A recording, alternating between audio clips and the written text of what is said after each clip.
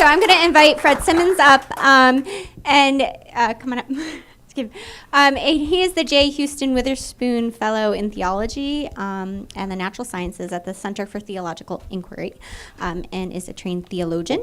And his title is Planetary Thinking Without Planetary Ethics, Global Capitalism, and the Meanings of Intelligence. So we're going to get yet another perspective on the problems we've been talking about. So thank you so much for being here today. Good morning. Thank you for this invitation. As Sarah mentioned, I'm an ethicist, or as my title suggests, a theologian, not a scientist, and so I have a paper rather than a PowerPoint. And I think also the substance of my remarks will be a bit of a dissenting voice from what we've heard thus far. So, planetary thinking without planetary intelligence, global capitalisms and the meanings, planetary thinking without planetary ethics, global capitalism and the meanings of intelligence. Whether Earth has attained planetary intelligence obviously depends on the meaning of the notion. That it now has a highly sophisticated form of planetary thinking, however, is indisputable. Earth system sciences have achieved vast knowledge about the planet, and global capitalism has transformed it through exquisitely intricate, integrated, and deliberate utilization of the world's resources. Such rigorous and potent planetary thinking would clearly seem to constitute planetary intelligence had it not proven so myopic and deleterious. This morning, I will suggest that our prevailing Anthropocene predicament is not that humanity has achieved global impact, but is yet to attain global thinking. This is what David referred to as our Anthropocene dilemma. Instead, I will argue that the problem is that our prevailing form of planetary thinking, which I'm going to characterize as neoliberal capitalism, opposes planetary intelligence. So not just that it's not intelligent, but that it's opposing it.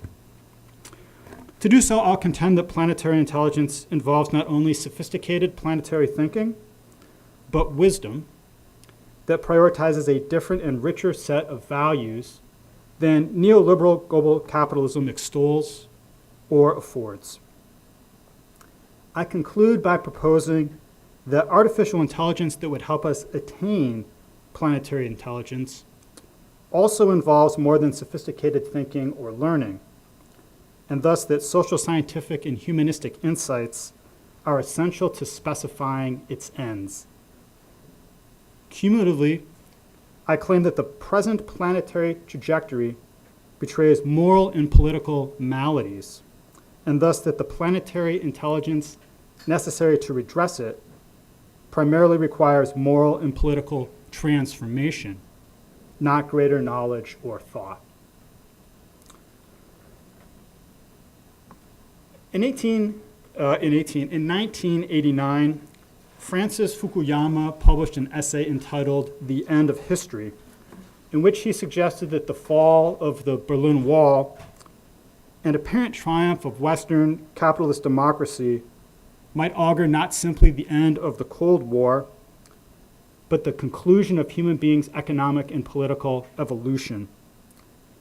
The claim attracted a lot of attention. Much of it was critical.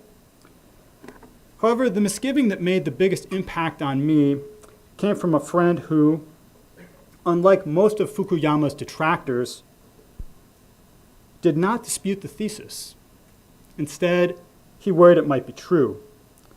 This was the mid-1990s. I was living in South America, and he put the matter bluntly. Si esto es el fin de la historia, ¿qué significa para nosotros? Which means, if this is the end of history, what does that mean for us?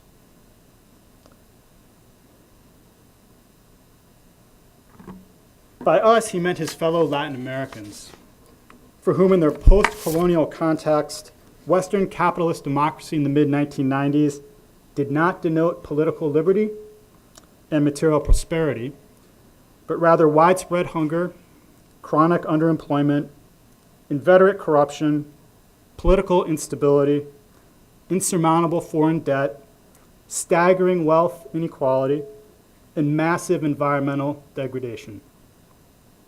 A decade later, the us in that question, that is, if this is the end of history, what does that mean for us,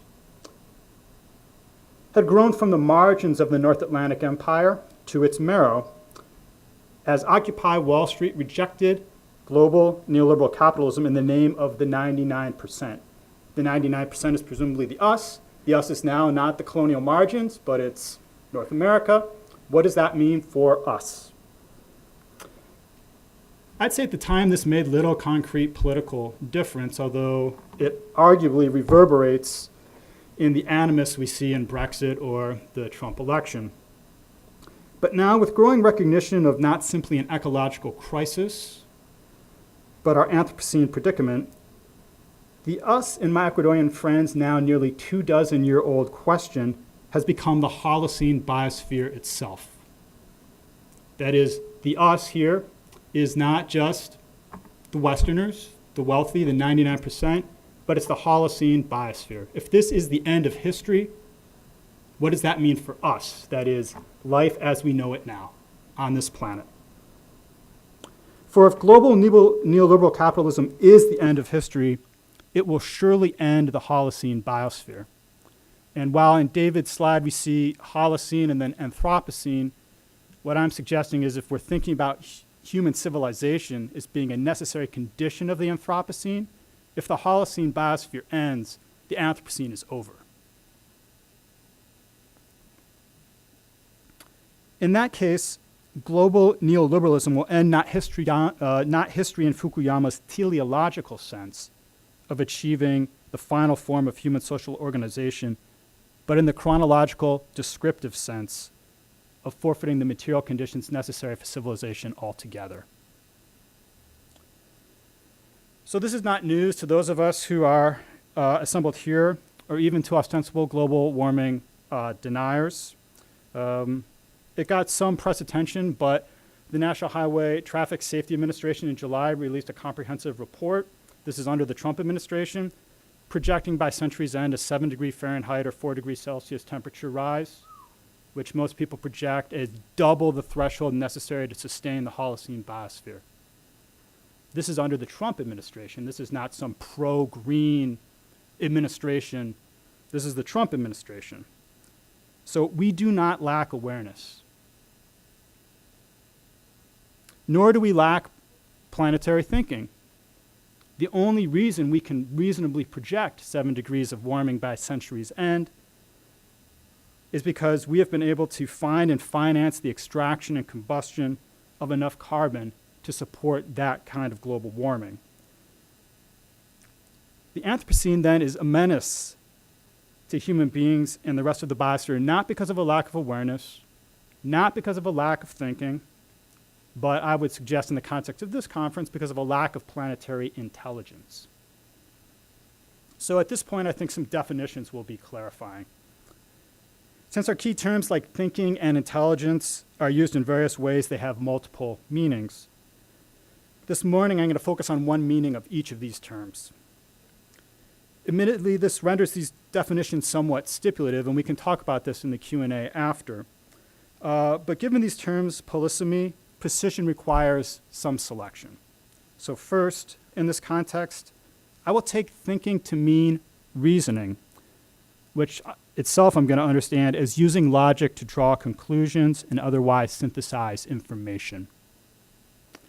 By contrast, I take intelligence in its etymological sense, that is looking at the root of the word. The word's derived from Latin, two Latin words, inter, meaning between, and legere, meaning to choose. And Adam anticipated this in saying that intelligence is about choices. And in that sense, we can understand intelligence as the application of knowledge in accord with values. Moreover, as David suggested, it's not an intelligent planet if the choices that we're making are ending our own civilization. Intelligence is inherently, I think, valorized. And so we can specify the meaning of intelligence still further as skillful application of knowledge in accord with sound values. So in this usage, intelligence is essentially wisdom, or phronesis, in the classical Greek sense of virtuous, practical reason. Applying these definitions, as an exquisitely skillful synthesis and application of vast amounts of knowledge at a planetary scale, neoliberal global capitalism constitutes a sophisticated and potent form of planetary thinking. Whether it also constitutes a form of planetary intelligence depends upon the probity of its values. And so to assess those values, I think it's helpful to specify the meaning of neoliberal global capitalism. As I'm using the phrase, neoliberal global capitalism refers to minimally regulated economic power, that's the neoliberal part, when the means of production are privately owned and operated for the sake of profit. That's the capitalist part. This definition identifies the overriding value of neoliberal capitalism as profit, which is achieved through economic growth, capital accumulation, and minimal taxation. Now, I think the efficacy of this economic arrangement is evident in multiple ways. Its extraordinary creation and concentration of wealth, its astounding productivity and technological ingenuity, its thoroughgoing subordination of political power, its relentless reduction of labor cost, its puissant stimulation of consumption, and its sweeping environmental degradation. However, perhaps the most telling sign of neoliberal capitalism's influence is that its fundamental aim, which is economic growth, has become not simply an unquestionable imperative, but our society's paramount end. The politicians we elect to govern us sometimes say this explicitly. Think of George Bush acknowledging in the run-up to the 1992 Rio summit, the American way of life is not up for negotiation, period. More often, however, it's simply assumed. As a global order, rather than restraining the profit motive and private ownership of the means of production from jeopardizing planetary sustainability and the survival of the Holocene, our prevailing world order allows carbon emissions to rise and habitat destruction to intensify. We saw that last night in David's talk with the great accelerations from about the 1950s. Again, not a lack of awareness. The only reason those great accelerations are possible is because of planetary thinking, but because of the values of society, those things are allowed to happen because they contribute to economic growth, rather than those things not being allowed to happen because we prioritize something more than economic growth. In fact, our governments do not even simply let the system run its course. So in that sense, it's not even laissez-faire. Think about the bailouts 10 years ago. We were able to mobilize enormous resources to keep the economy growing.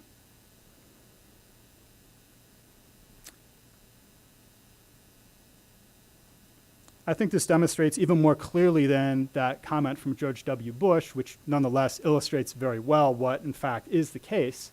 But our actions demonstrate even more clearly our values, which is that literally nothing is more important to the current world economic order than growth and the profit that it produces. For we are willing to sacrifice all else for that growth, including the Holocene biosphere on which civilization depends.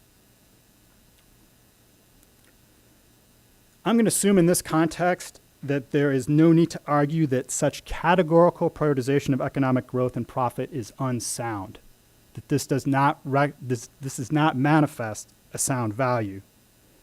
So given my understanding of intelligence as skillful application of knowledge in accord with sound values, I assume also that it's unnecessary to argue that neoliberal global capitalism falls short of planetary intelligence. And I think, as an aside, that this diagnosis may help to explain why appeals to scientific data and predictions have not stimulated the transition to planetary sustainability that we've hoped. And it also serves to caution those who would believe that additional data or more dire predictions are the remedy. These things matter, but as experience repeatedly reveals, they are insufficient without a reorientation of societal priorities.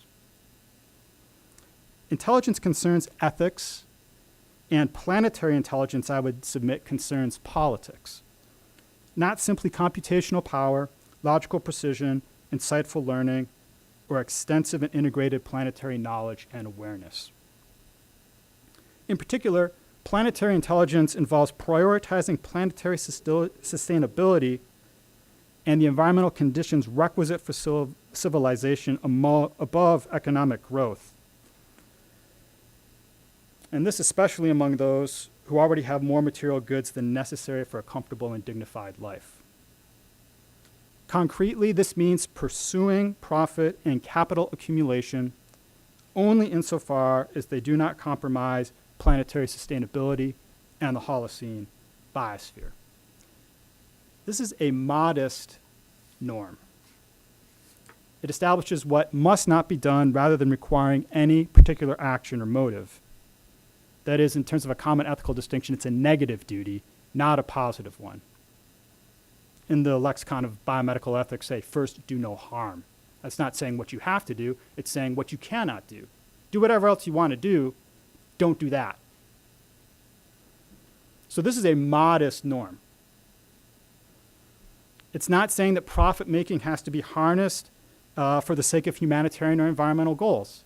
It's simply saying that profit-making must not be permitted to harm them. Moreover, I think that prioritizing planetary sustainability and the environmental conditions requisite for civilization above profit seems reasonable, especially among the wealthy, since the marginal advantage of further enriching those who already enjoy abundance hardly appears to justify diminishing the basic quality of life of the contemporary poor and all people in the future, to speak only of human lives, let alone all other lives on the planet. What's more, such prioritization does not even require rejection of capitalism. And here some people on the left say, for example, Naomi Klein, I take issue with. I don't think you have to reject capitalism to do this.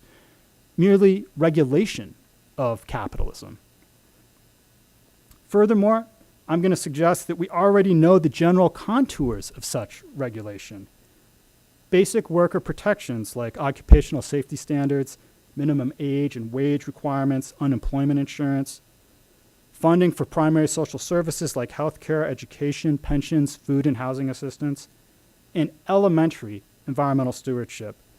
For example, establishment and enforcement of clean air and water standards, pesticide control, a carbon tax, and habitat preservation and restoration.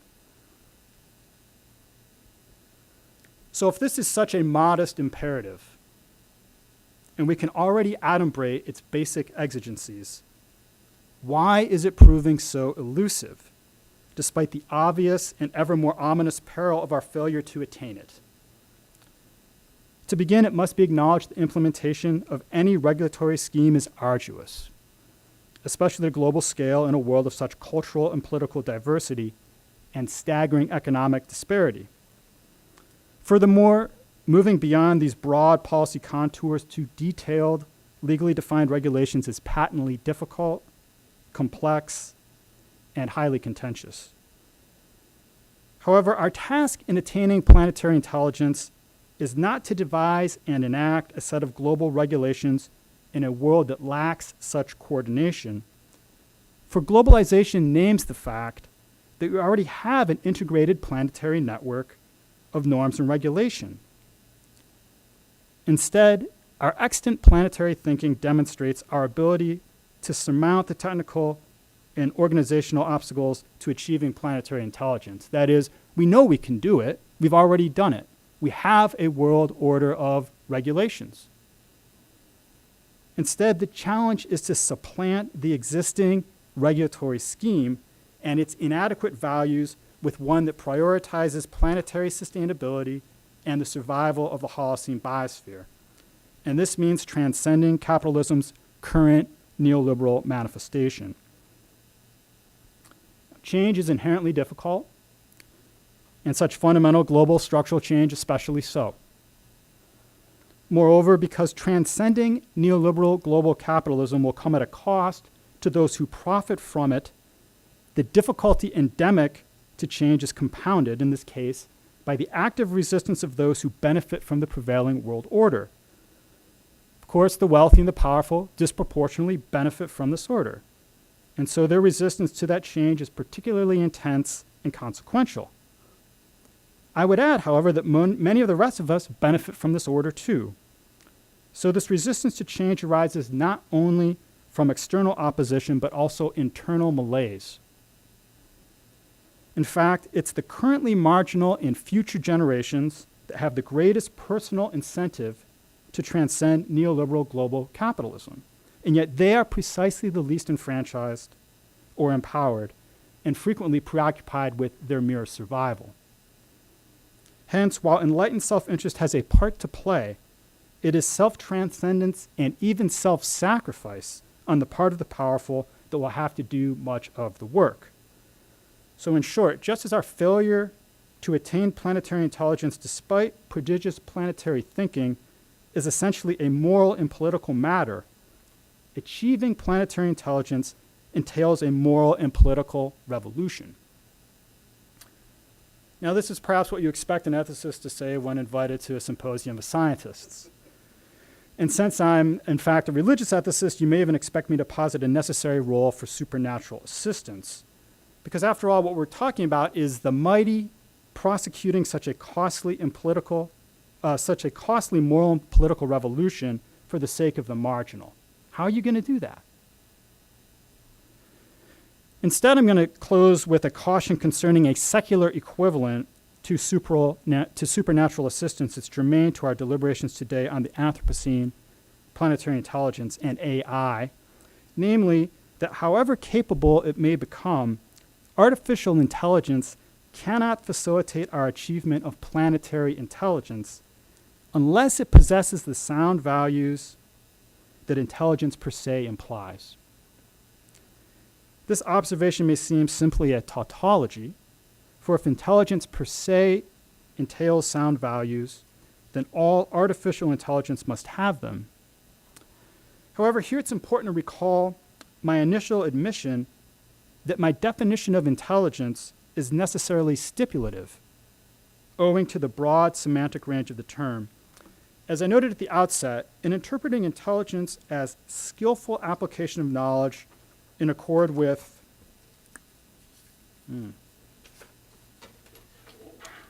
sound values, I was giving just one meaning of the term.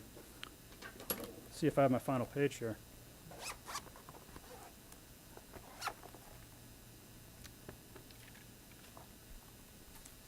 Must be here somewhere. Here we go. So I've been discussing intelligence as phronesis, that is to say, practical wisdom. As I understand it, artificial intelligence is at once technically more complicated and normatively less ambitious than intelligence in this sense. It involves fabricating things that think, and my sense of that notion is using logic to learn, to draw conclusions, and otherwise synthesize information. But doesn't attempt to construct things that are virtuous or wise. So if that's the case, artificial intelligence may revolutionize our planetary thinking in unpredictable ways, but it cannot itself catalyze the moral and political revolution necessary for planetary intelligence because it inherently lacks the sound values whose skillful application constitutes such intelligence. A potentially powerful tool in this transformation, yes. The decisive factor that facilitates the transition to planetary intelligence that we cannot by ourselves effect, no. So in this respect, then, AI cannot be a deus ex machina or do for us what the religious believe God can. Instead, if AI is to contribute to attaining planetary intelligence by providing a potentially powerful tool in this transformation, some of it must possess the sound values that intelligence in my sense implies. And presumably, if AI is to possess these values, namely prioritizing planetary sustainability and the survival of the Holocene biosphere, we must be the ones to embed them in it. Such values, I think, may be learned, but they rely on more than the presuppositions of pure practical reason, as even Kant himself forthrightly acknowledges when he assumes that the only entities that we know that are capable of pure practical reason are also what he calls creatures of need. That is, if artificially intelligent machines are not creatures of need in this Kantian sense, and I don't think that they would be, and we can discuss that if you'd like, then they cannot simply learn the values inherent to planetary intelligence, but they must be taught them. And since we would be their teachers in this connection, we must already have attained the requisite moral revolution ourselves in order to impart the lesson. The machines cannot lead the way, however intelligent they become. Whether we can is a different question for a different talk. But I hope this one has clarified that ethics and perhaps spirituality has a decisive role to play in any passage we might make from planetary thinking to planetary intelligence. Thank you.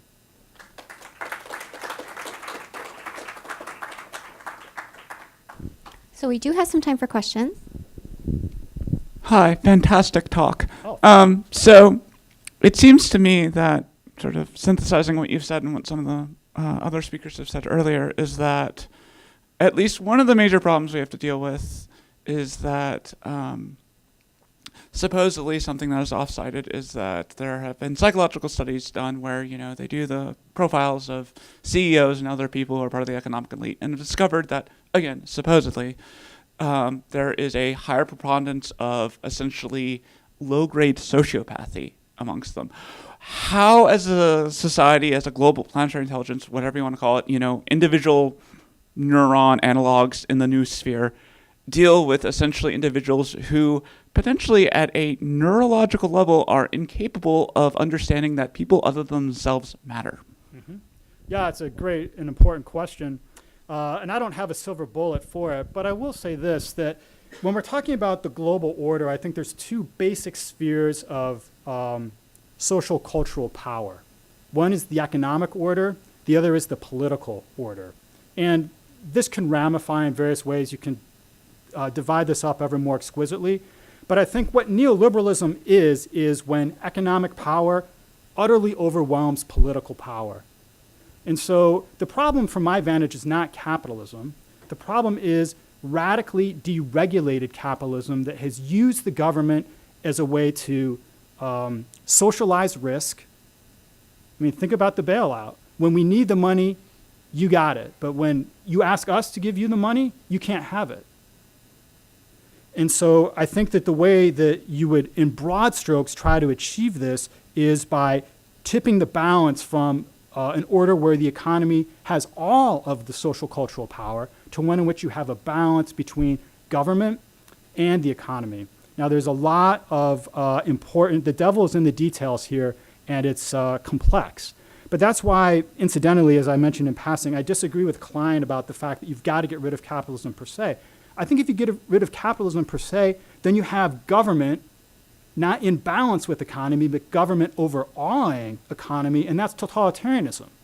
So you've got pendulums, poles of a continuum here, and you need to somewhere get in the middle. And I think there's wiggle room about where exactly you are in the middle, but neoliberalism is all the economy, and I think, frankly, government socialism or communism, if you like, is all the government. And you need some kind of a mix. Arguably, this is what you had in the 50s, 60s, 70s in this country. But with the neoliberal evolution of the 80s, the pendulum has really swung. And it's no surprise, of course, that it's right in that context that we become aware of global warming and yet can do nothing about it. Put it this way, the WTO, if someone violates the WTO, there are legal proceedings that happen and countries get fined. If you violate the Paris Accords, what happens? Maybe you get shamed. I mean, right there demonstrates, it's not that we can't do it globally. We do it with the WTO. It's what will we do it globally for? We'll do it for the sake of economic growth and profit. Even if we have to burn the environment down, we will. But will we constrain capitalism for the sake of other goals? Not yet. And that's what we need to do. So I don't know where the hands went up first. All right. Well, as we all know, greed kind of makes things go round. You're talking about, she was talking like CEOs and stuff. Well, let's take a look at what Ford did. Ford now only makes pickup trucks. They stopped making the cars, so now they make great big huge pickup trucks. And that's just regular people like us buying that. So it's not just the CEOs that are into adding onto the environment, but it's regular people for their own needs. Yes. So my belief is that it's up to the academics to come out with the answers to a lot of these problems. My question is, how come academics aren't working on things like coming out with buffers to make coal more cleaner, Yeah. recirculate the carbons in coal, and make engines far cleaner than they are? I think my personal opinion is it's in academics, because academics don't usually have the greed that goes with that. Yeah, if we're looking for the academics to save us, God help us, I'll say as a theologian. And Here, as, here. And as an academic. But you're absolutely right. It is evasive for us to say the problem is our leaders. We in America, we live in a democratic society. We get the leadership we deserve. And moreover, as you say, the market forces are driven by consumer demand. But at the same time, it's not as though consumer demand is just some natural thing that springs from us. It's highly manipulated and cultivated through marketing. And so that's why in my talk I said I think that intelligence is a matter of moral formation, and that planetary intelligence, so intelligence at the global level, is a matter of politics. And so you need both. You need the moral formation to be able to say, well, I'm going to consume in certain ways because I prioritize certain things over comfort and convenience. And I'm going to then organize politically and support politically ways that we're going to establish regulations that say you have to meet certain, to take your specific example, establish CAFE standards. If the Trump administration doesn't roll back the Obama administration's CAFE standards, Ford doesn't make that choice. Now, also, if we don't have American consumers purchasing the way they consume, Ford doesn't make that choice. So if people say, I'm going to buy more fuel-efficient cars, then automakers will make more fuel-efficient cars. If you have a government that says you have to make more fuel-efficient cars, automakers will make more fuel-efficient cars. So it's in tandem. You need a revolution of values at the personal, moral level, and a revolution of values at the political, regulatory level. And how you achieve that is a complex question, and that's why I gestured in my talk to saying that I think spirituality may be relevant to that as well. So we're going to go to the next question, but we can do more discussion later. Yeah, Fred, thank you for that talk. It was really masterful, and without PowerPoint, I don't know how you I don't know how you humanists. How do humanists even do that? Yeah. It's like magic. And I didn't find it as contrarian as your opening remarks suggested it would be. I mean, there was certainly a reframing, but I saw a lot of ways in which the kinds of things you were expressing and advocating could map into some of the other things we've already been talking about. For example, when I talked about making this transition to what I was talking about as sort of planetary intelligence and this mechanistic transition of going from including the awareness of the planetary changes we were making and incorporating that awareness into the way we operate on a planetary scale. To me, that really very much maps into the modification you're talking about in global capitalism, and that you're saying in a more specific way that that's the regulation you're talking about. And by the way, I agree with you about Naomi Klein. I see it as sort of a less daunting problem when we're talking about not necessarily getting rid of capitalism, but merely modulating it in a way that, as you say, that is consistent with taking care of the planetary biosphere. So let me interject with an important distinction. As I understand it, you're saying, look, we need the awareness. And once we have the awareness and we integrate it into the model, we'll have intelligence. And I'm trying to say something different, which is we have the awareness. The issue is the values. And as I say, if the Trump administration's Natural Highway Traffic Safety Administration is saying we're projecting 7 degrees warming by the end of the century, it's not that, oh, we don't know what's happening. It's that we don't care enough. We could say because this is happening, we're going to radically regulate the way we emit carbon. For example, carbon tax. You impose a serious carbon tax, this all changes through through capitalistic ways. But though we have the awareness, we don't have the political will, and I think it's ultimately because we don't have the values. So that's where I...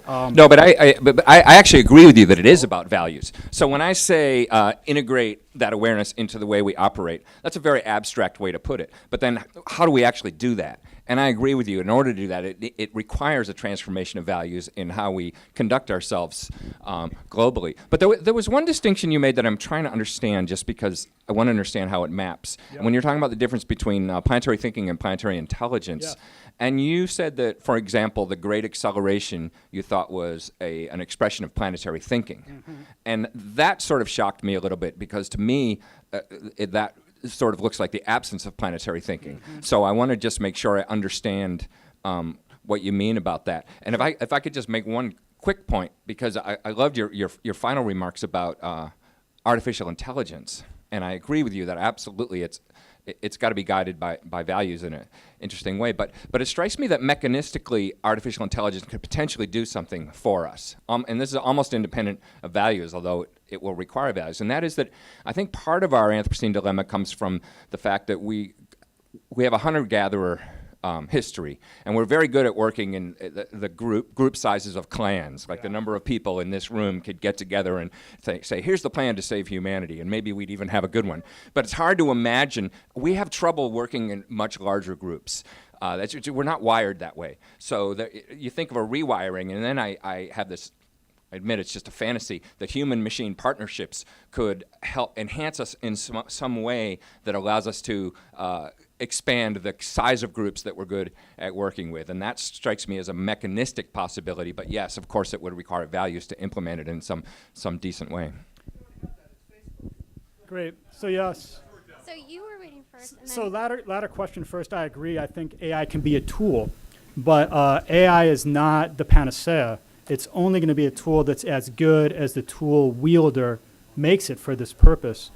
David and I have been having a version of this conversation for a while, so it's getting a little subtle, but I still think there's an important difference between us, as much as I agree with and have learned from your views, which is, I think your model, if I understand it, is that awareness will bring with it, will trigger the value transformation.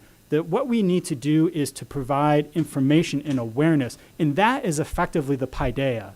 That is effectively the moral education. Show people what they're doing, and of course they will do something differently. I'm providing a different view, which is we know what we're doing. We know the deleterious impacts that it has, but because of our moral formation, we don't care enough to make the changes. And the changes will come at a cost.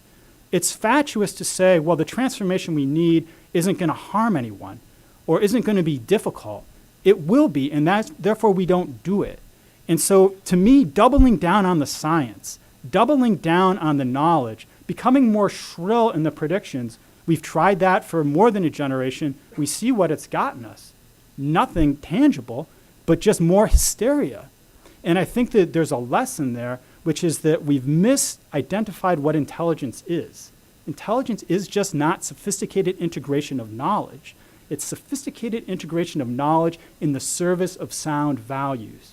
And until we have sound values, more knowledge will not change what we do.